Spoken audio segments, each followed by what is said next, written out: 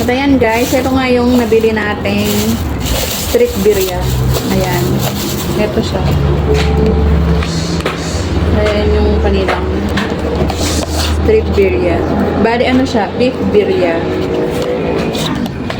Try natin.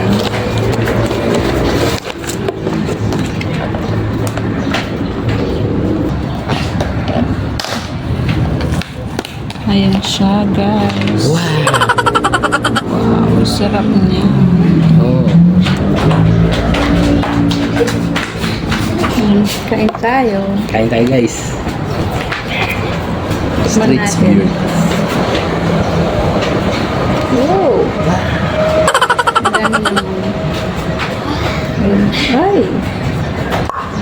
Nice.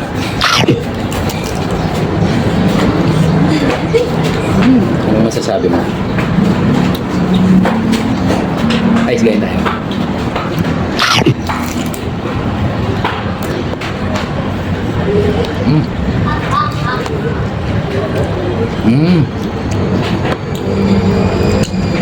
Guys, creamy siya na medyo spicy na dala.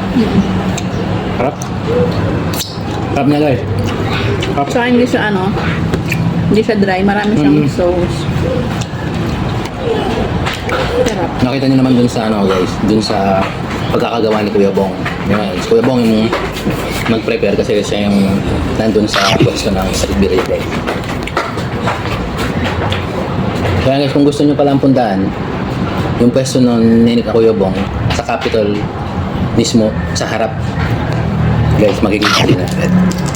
So para siyang cart guys, na kulay red, sa street birria. Makikita niyo naman agad. Sarap siya guys ha. Tama lutong yung ano niya, tortilla. Sarap.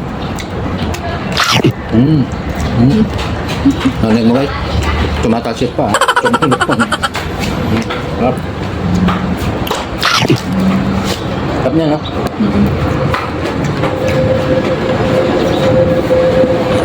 Saka marami siyang laman.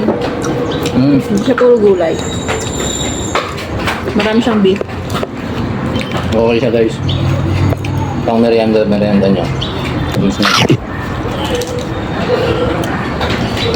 Pero lang minsan-minsan, hindi lagi si Kuya Bong talaga daw ang nagtitinda kagaya ng sabi niya.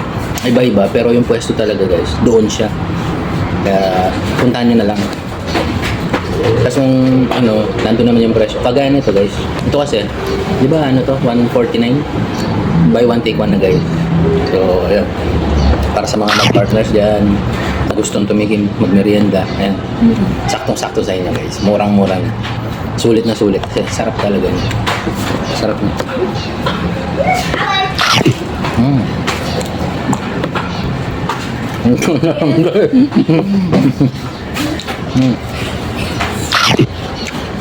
Ang galing. Nahulog yung laman. Kunin natin. Creamy na spicy pero mild lang yung pagka-spicy niya guys. Hindi siya sobrang spicy. So talagang malalasahan niyo talaga yung flavor nung ano. Sarap, sarap. Sulit, sulit. Ayos. Street birria. Very good. Bye guys. Bye guys. Thank you for watching.